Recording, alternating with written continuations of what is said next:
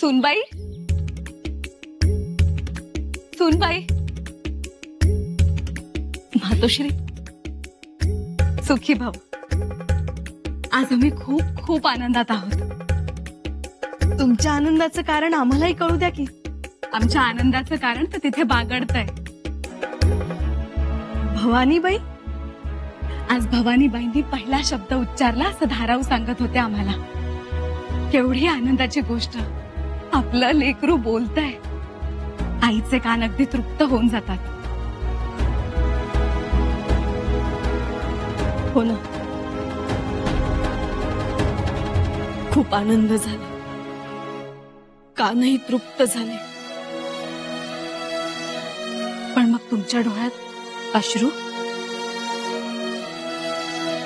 मातोश्री, भवानीबाईंनी पहिला शब्द कोणता उच्चारला ठाऊक आहे? आबा. भवानीबाईंनी आबा म्हटलं, पण त्यांचे आबा मोहिमेवर.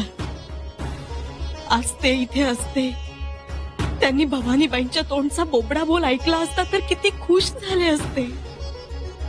सुनबाई, मातोश्री, भवानीबाई आमच्या पोटात असल्यापासून युवराज त्यांच्याशी बोलत होते हो. त्यांना गोष्टी सांगायचे, कथा सांगायचे. कधी राजपुत्राच्या, कधी महाराजांच्या, तर कधी स्वतःच्या. आणि आता तर त्यांच्या गोष्टींना बाळ होकार दे. तो होकार ऐकताना युवराजांना किती आनंद झाला असता. तो आनंद आपण साजरा करू. सैनिकाच्या पत्नीचं तेच तर दिव्य असतं. बाप रणांगणावर गेला की आईलाच बाप व्हावं लागतं. भवानीबाई कुठे आहेत? दारात त्या भवानीबाईंना खेळवते. भवानीबाई, भवानीबाई, बघा कोण आलंय.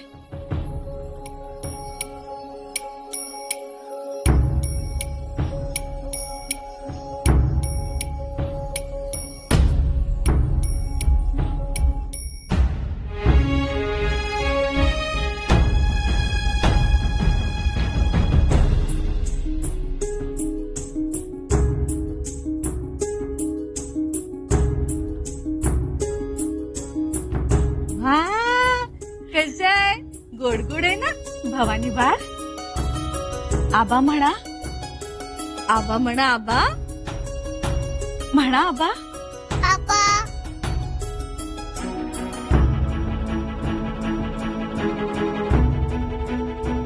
बरोबर. सुनबाई, भवानी बाळ बघा काय म्हणताय. ललू नका, आबा लवकर लवकर येतील. ललू नका मातोश्री. रायगडावरील राणीवसा आनंदात न्हाऊन निघाला होता. येसूबाईंच्या आनंदाला पारावार नव्हता, कारण त्यांची भवानी बोबडे बोल बोलत होती. आणि तिकडे शंभूराजेंच्या म्यानातून भवानी उसळली होती आदिलशाही मुलखावर. मोगली फौजा विजापूरच्या रोखानं बेफाम धावत होत्या. परंतु महाराजांनी सरनौबत हंबीरराव मोहितेंना 15,000ची फौज घेऊन विजापूरच्या मदतीला पाठवलं होतं. आता आपल्याला धोका नाही हे पाहून समस्त विजापूरकर मशिदीत महाराजांसाठी दुआ मागत होते. आदिलशाहीचे सरदार विजापूरचे दरवाजे बंद करून आत बसले. बाहेर हंबीरराव दिलेर खानाचा समाचार घेण्यासाठी पाय रोवून उभे राहिले. ही गोष्ट जेव्हा दिलेर खानास समजली तेव्हा तो पेचात सापडला. दिलेर खानानं शंभूराजांशी चर्चा केली.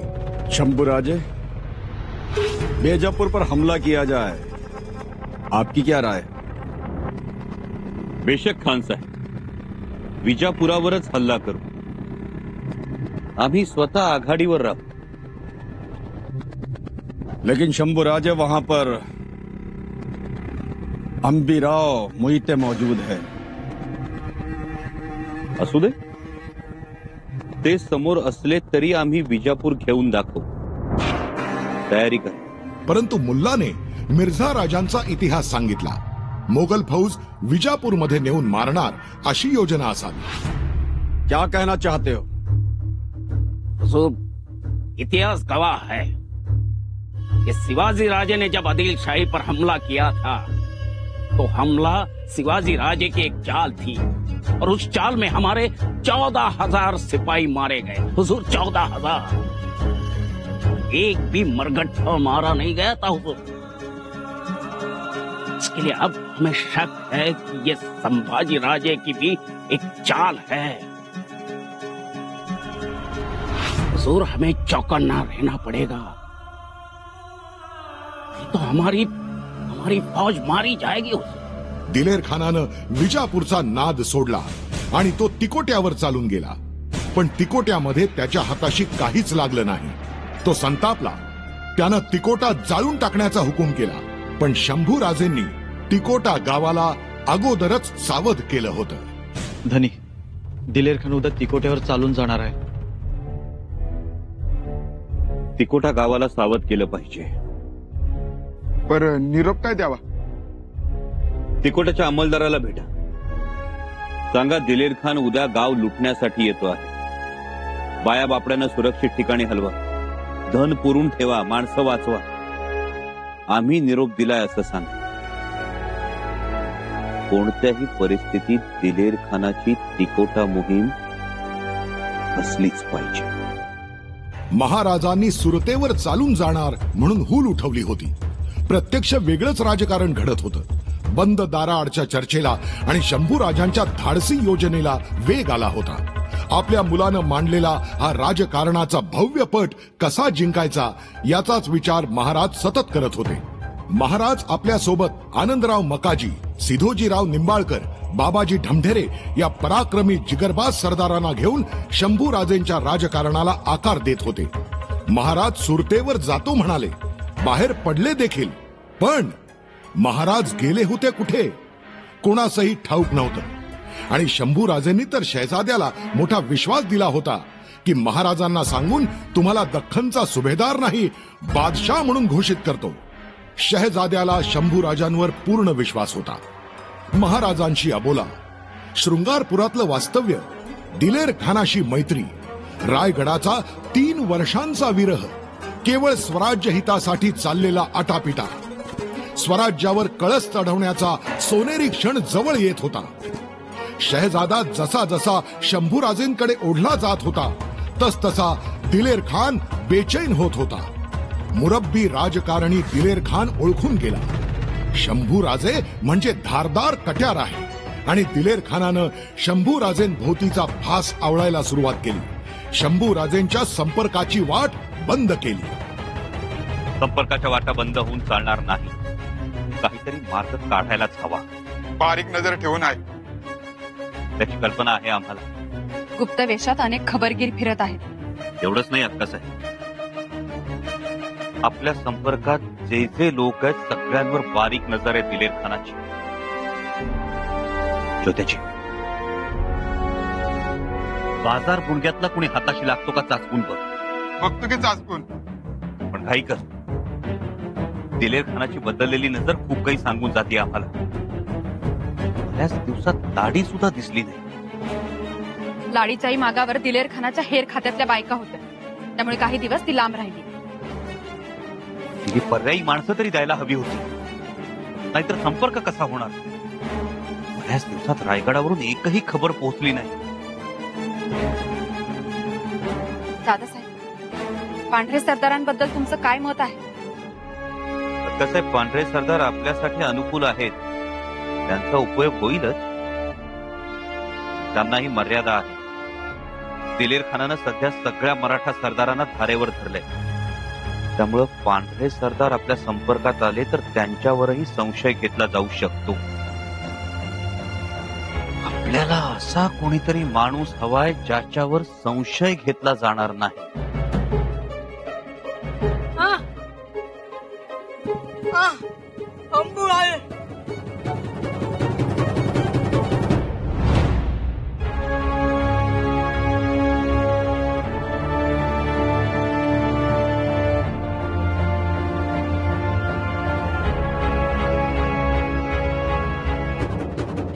खजूर छान आहे आणि आणणाराही छान.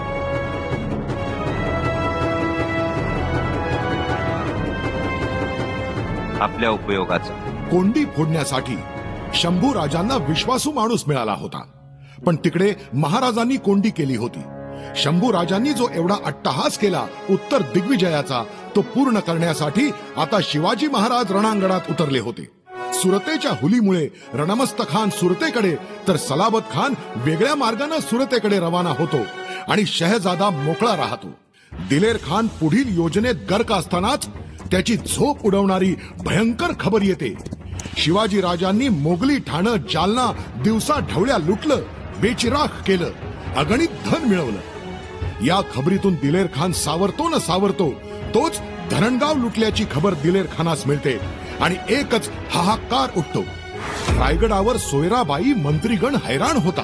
दिलेर खान पाय आपटत शंभू राजेंना जाब विचारायला येतो. शंभूराजी, सब क्या चल रहा है? खान साहब, क्या खान साहब? अरे आप हमारे अजीज दोस्त हैं और आपके वाली शिवाजी राजे ने जालना धरण गांव पे धावा बोल दिया है. मुगल सल्तनत के इलाके लूटने लगे हैं वो. क्या चल रहा है ये सब? अरे खुद शहजादे तकलीफ में हैं, क्या करें हम? आम्हाला का विचारतात खान साहेब? आम्ही स्वराज्य सोडून तुमच्याकडे आलो आहोत. अब तुमसे हमारा कोई संबंध नहीं और वैसे भी हम स्वराज के नहीं, आपके मनसबदार हैं. हाँ ठीक है वो, लेकिन शिवाजी राजे को हर हाल में रोकना पड़ेगा. शंभू राजे, आम्ही रोखतो, आम्ही जातो, शहजाद्यांना मदत करतो. आप जाएंगे? जरूर. ठीक है. अनपेक्षित हल्ल्यामुळे शहजादा गांगरतो, पण शंभूराजे त्याला आई भवानीचं कुंकू पाठवून शब्द देतात, निर्धास्त करतात. हे सगळं तुमच्यासाठीच चाललं आहे. या हल्ल्यामुळे दिलेर खान बदनाम होईल आणि तुम्हाला सहज महाराजांकडे येता येईल. जालन्याची लूट स्वराज्यात पाठवून निर्धास्त झालेले महाराज आनंदराव मकाजी, सिधोजी निंबाळकर, बाबाजी ढमढेरेंना सांगतात, तुम्ही एका बाजूने औरंगाबादवर हल्ला करायचा. मोगली फौज लढाईत गुंतली की सिधोजीराव, बाबाजी तुम्ही वेशी बाहेर थांबून शहजाद्याची वाट बघायची. शहजादा मेण्यात बसून तुमच्याकडे आला की त्याला वेगानं आमच्याकडे घेऊन यायचं. बहिर्जींनी चोख बंदोबस्त केला आहे. योजना अत्यंत महत्वाकांक्षी होती. महाराज ती खेळत होते, शंभू राजेंना दाद देत होते. दिलेर खानास ज्यावेळी या गोष्टीची भनक लागेल तेव्हा शहजाद्याला रोखण्यासाठी दिलेर खान निघेल. तेव्हा शंभू राजे आणि मतपरिवर्तन झालेले मराठा सरदार दिलेर खानास अडवतील, त्याला पराभूत करतील. अत्यंत अवघड असलेला हा खेळ शंभूराजेंनी जमवला होता. अगदीच दिलेर खान आवरत नाही हे दिसताच जवळच असणारे हंबीरराव धावून येणार होते. शहजादा स्वराज्यात आणायचा म्हणजे उत्तर दिग्विजय पार पाडण्याचा क्षण जवळ आला होता. परंतु कुठंतरी माशी शिंकली आणि रणमस्त खानाला महाराजांनी जालना लुटल्याची खबर मिळाली. तो वेगानं माघारी फिरला. त्यानं औरंगाबाद गाठलं. शहजादा निघण्याच्या तयारीत असताना रणमस्त खानानं मराठ्यांवर हल्ला केला. मोठं घनघोर युद्ध झालं. त्यात सिधोजीराव निंबाळकर धारातीर्थी पडले. बाबाजी ढमढेरेंनी मोठ्या शिताफीनं मोगलांचा पाठलाग चुकवत महाराजांना पट्टा किल्ल्यावर आणलं आणि शंभूराजेंनी जमवून आणलेली एक मोठी मसलत फसली. पण महाराज आणि शंभूराजे नाउमेद झाले नव्हते. शंभूराजे त्यासाठी पुन्हा नव्यानं चाल खेळणार होते. पण दिलेर खान सावध झाला होता. शहजादा आणि शंभूराजांची भेट होऊ नये यासाठी दिलेर खानानं कळू न देता अथणीवर हल्ला केला. दिलेर खान, दिलेर खान जे काही करतो ते आम्हाला येऊन सांगायचं. तू इतकी. अरे घात झाला. काय झालं? दिलेर खानानं आपला मूळ रंग दाखवलाय. म्हणजे हत्तीतल्या रयतेवर जुलूम जबरदस्ती करतोय. काय? जी लेकी बाळीसनी घरातनं ओढून सैनिकांसमोर टाकतोय. कितीतरी बायकांनी अब्रूसाठी जागच्या हिरीत उड्या घेतल्यात. दिलेर खान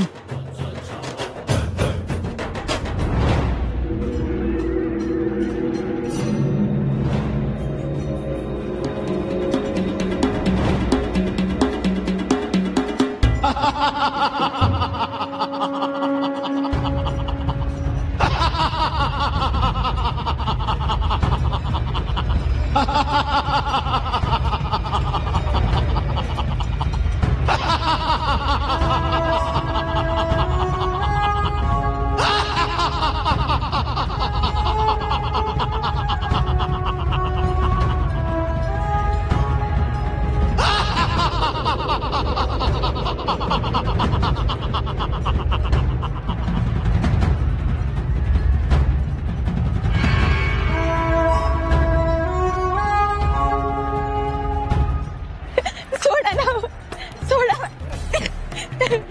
सोडा मला सोडा मस्ती सोडा सरकार मस्ती सोडा वाचवा वाचवा वाचवा सोडा मला वाचवा वाचवा काय भी चुकना सरकार माफी करे सरकार जाओ हमारे बहादुर सिपाहियों को ऐश कराओ ले जाओ इन सब औरतों को मेरे जाबाज बहादुर सिपाहियों ऐश करो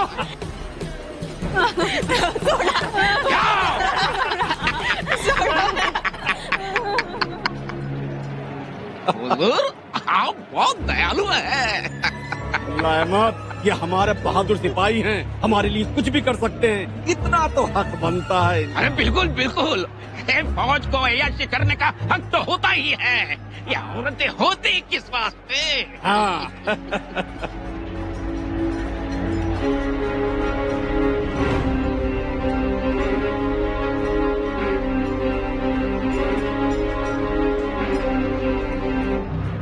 हुजूर हुजूर ये तो अपने मजहब की औरत है। बेवकूफों जैसी बातें मत क्या करो मुल्ला अहमद औरत औरत होती है ये मजहब को बीच में क्यों लाते हो और वैसे भी ये आदिल शाही इलाका है यहाँ आदिल शाही रैयत चलती है हमें इससे क्या लेना देना कौन क्या है हुजूर बिल्कुल ये तो मैं भूल गया ले जाओ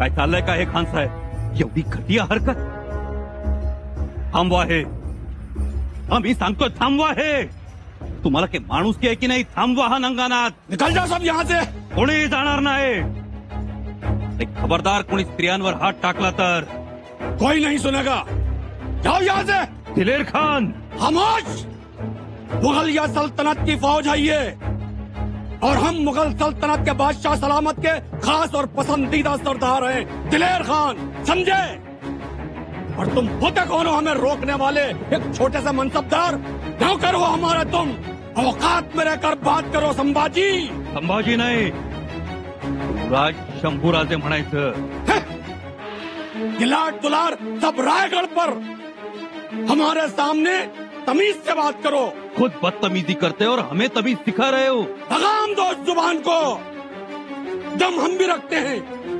आस्तीन का सांप हो तुम साप नाही छावा म्हणतात आम्हाला छावा बड़ा आया छावा